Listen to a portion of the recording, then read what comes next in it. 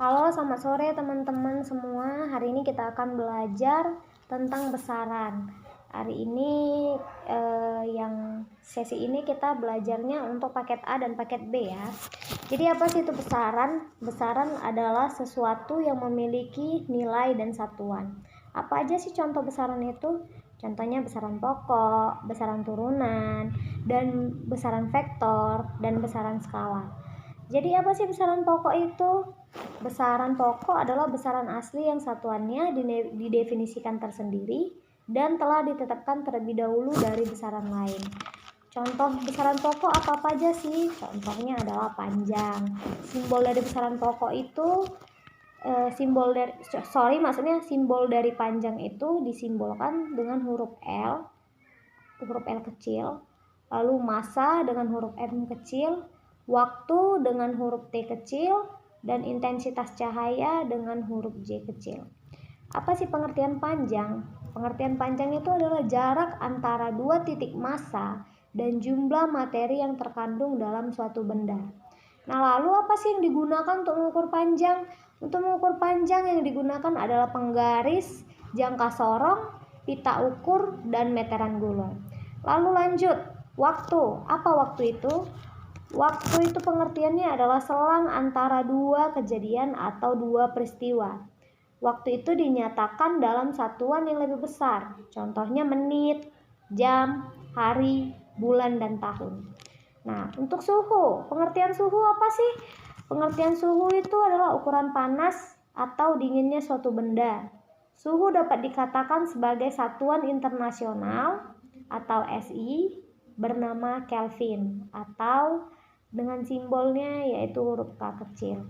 Lalu suhu ini dapat diukur dengan alat termometer. Jadi suhu ini biasanya diukur dengan termometer kalau kita demam atau kita ingin mengukur suatu suhu panas atau dinginnya suatu minuman atau cuaca atau bahkan benda dan segala macamnya menggunakan termometer itu. Lalu lanjut, intensitas cahaya. Apa intensitas cahaya itu? Intensitas cahaya itu merupakan semacam pancaran radiasi jenis monokromatik di dalam suatu arah yang berasal dari sumber cahaya. Nah, jadi intensitas cahaya itu dia punya satuan yang disebut dengan kandela atau dengan simbol CD dengan huruf kecil. Lalu lanjut, besaran turunan. Besaran turunan itu apa? Besaran yang diturunkan dari besaran pokok yang meliputi luas. Nah, kalau misalnya tadi besaran pokok mereka disimbolkan dengan simbol huruf kecil, berbeda dengan besaran turunan. Besaran turunan dia itu luas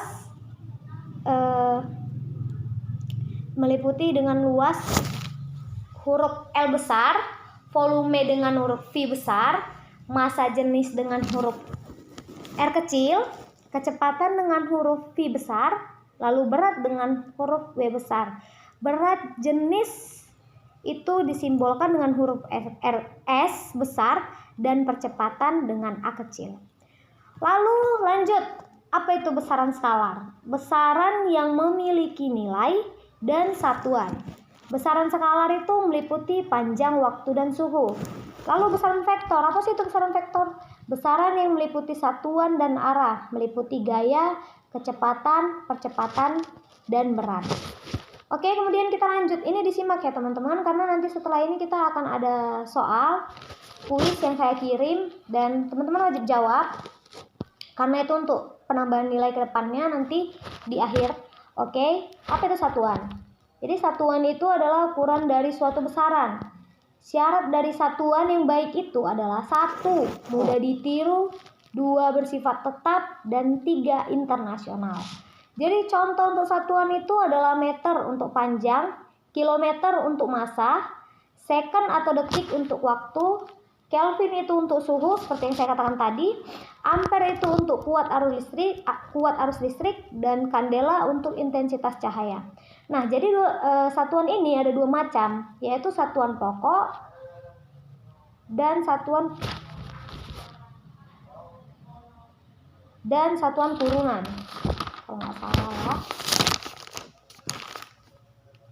Satuan turunan, maksudnya satuan turunan.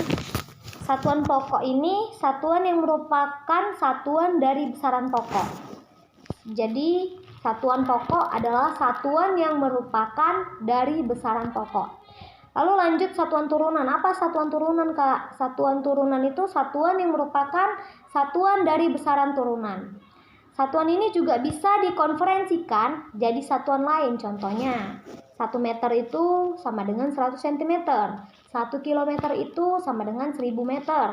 1 kilo itu sama dengan 1000 gram. 1 ton sama dengan 1000 kg dan 1 menit sama dengan 60 detik serta 1 jam sama dengan 60 menit. Nah, kemudian kita konferensikan satuan panjang. Kilometer, hektometer, dekameter, meter, desimeter, sentimeter, milimeter. Di SD kita sudah belajar itu kan. Kemudian kita ulangin lagi nih. Konferensi satuan massa. Jadi 1 kilo itu sama dengan 10 hektogram. Disimak ya, karena nanti ini ada pertanyaannya. 1 hektogram itu sama dengan 10 dekagram. 1 dekagram sama dengan 10 gram. 1 gram sama dengan 10 dekagram, 1 dekagram sama dengan 10 centigram, dan 1 centigram sama dengan 10 miligram, serta 1 miligram sama dengan 0,1 centigram. Lalu lanjut pengukuran. Pengukuran itu apa sih pengertiannya, Kak? Pengukuran itu pengertiannya bagian dari pengamatan untuk membandingkan besaran yang sejenis dan yang memiliki satuan. Nah, biasanya pengukuran ini dikelompokkan menjadi 2, pengukuran satuan baku dan pengukuran satuan tak baku. Lalu apa sih pengertian satuan baku itu? Pengertian pengukuran satuan yang nilainya sama. Contoh, pengukuran panjang dengan penggaris akan menghasilkan angka dengan satuan meter. Kemudian pengukuran satuan tak baku itu apa sih? Pengukuran yang mempunyai nilai berbeda. Contohnya adalah mengukur panjang kursi dengan jengkal tangan. Kenapa berbeda? Karena setiap jengkal tangan manusia itu ukurannya berbeda-beda. Jadi ketika kita mengukur kursi atau mungkin kita mengukur tembok dengan jengkal tangan kita, akan berbeda ukuran yang kita dapat dengan ukuran jengkal tangan dari teman kita gitu. Lalu lanjut pengukuran menggunakan alat ukur.